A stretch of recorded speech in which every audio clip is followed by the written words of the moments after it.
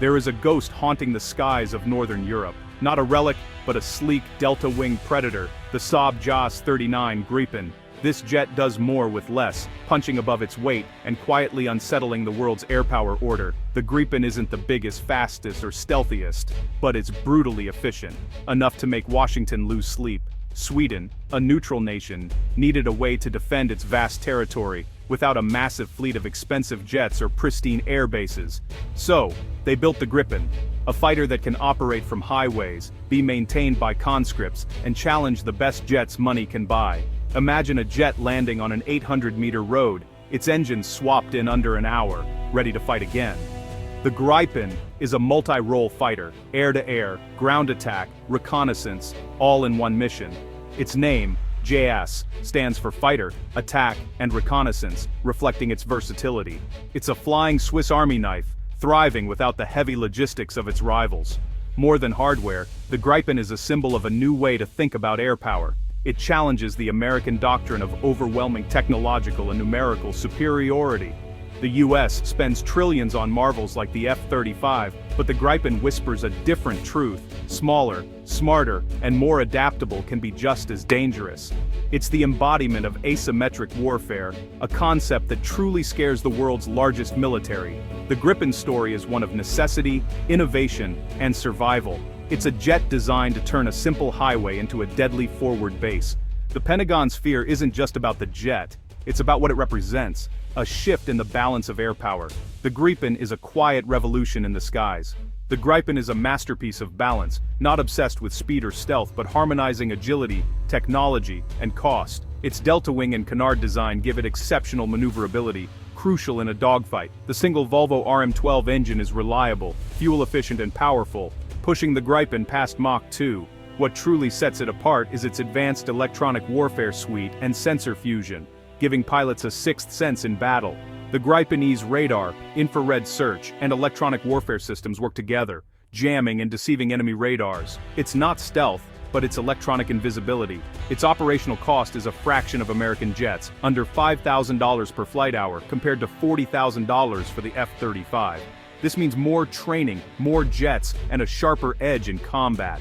The Gripen's modular avionics make upgrades fast and affordable, keeping it relevant for decades. It's a fighter built for today and tomorrow, able to integrate new weapons and tech without a costly overhaul. The Gripen's economic and technological edge is a strategic weapon in itself. It's a jet designed to outlast and outsmart its rivals. Place the Gripen next to the F-35, and the differences are stark. The F-35 is a stealthy, high-tech Goliath, expensive to buy and even pricier to operate. The Gripen is the David, smaller, agile, and focused on making enemies blind and confused rather than invisible. Its lower cost means nations can field more jets, changing the strategic calculus. For the price of one F-35 squadron, you could operate a whole wing of Gripens. This democratizes air power, unsettling a superpower that relies on its economic edge.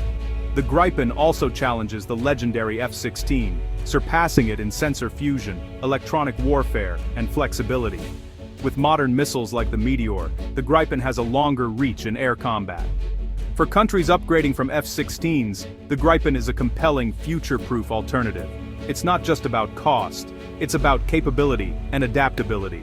The Gripen is a giant killer by design. The Gripen isn't just a jet, it's a tool of diplomacy and partnership. Buying a Gripen means joining the Swedish model of air power, with technology transfer and industrial cooperation. Brazil is a prime example, choosing the Gripen EF, co-developing and producing jets domestically, and gaining real technological independence. Sweden encourages partners to adapt the Gripen, even providing source codes for custom weapons and software. This open architecture is a radical departure from the tightly controlled American model. For nations wary of US political influence, the Gripen offers true ownership and control. The result is a growing Gripen club: Sweden, Brazil, South Africa, Hungary, Czech Republic, Thailand, sharing tactics and support. This creates an alternative power bloc, smaller nations with a highly capable, interoperable, and affordable fighter. For the Pentagon, it's a worrying trend, a coalition of nations flying a jet designed to challenge the American way of war. The Gripen is reshaping alliances and the global balance of air power. The Gripen's reputation isn't just theory, it's proven in combat exercises. At Red Flag 2006, Swedish Gripens went up against F-16s, F-15s, and even the F-22 Raptor, achieving surprising success. Gripen pilots used advanced data links and tactics to outmaneuver larger, more powerful jets. In joint exercises with India, the Gripen's agility and high-tech systems stunned pilots flying the formidable Su-30 Mki. The Gripen's high turn rate, helmet-mounted display, and modern missiles gave it the edge in close combat. Across the world from South Africa to Thailand, the Gripen has held its own against more expensive rivals. Its success comes from doctrine as much as design, network tactics, electronic warfare, and agility. The Gripen is a pack hunter, not a lone wolf, and that collective intelligence wins fights.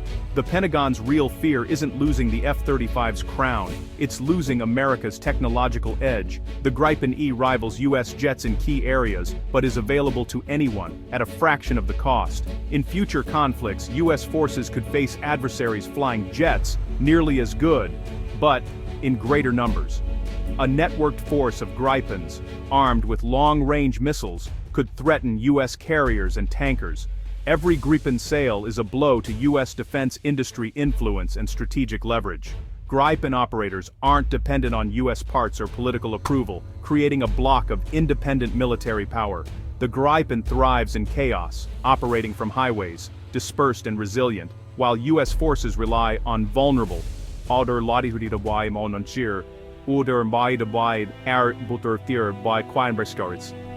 in a peer conflict, those bases would be prime targets. Gripens, scattered and mobile, would be far harder to neutralize. The US is now trying to emulate this model of distributed lethality.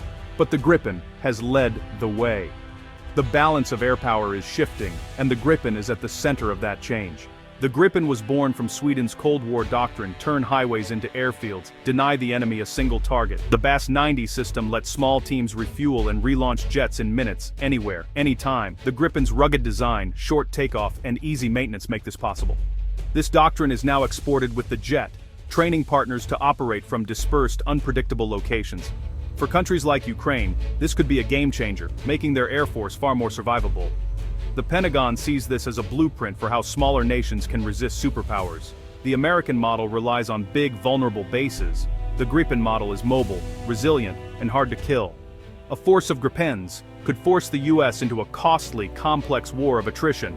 The Gripen and its doctrine force a fundamental rethink of what it means to control the air. It's asymmetric warfare in action, turning weakness into strength. The Saab Gripen is more than clever engineering. It's a reality check for the Pentagon. It proves air superiority doesn't require trillion-dollar programs. The Gripen's balanced design, efficiency, and doctrine are shaping the future of air combat. As networking and sensor tech advance, the advantage shifts to platforms that operate as a team, like the Gripen. The Pentagon can no longer assume its fighters will rule the skies unchallenged. The Gripen's rise signals a world where smaller nations can punch back, and cleverness can beat cost. It's a disruptive force, a symbol of a more fluid, unpredictable balance of air power. The Gripen has taken flight, and the landscape of aerial warfare will never be the same.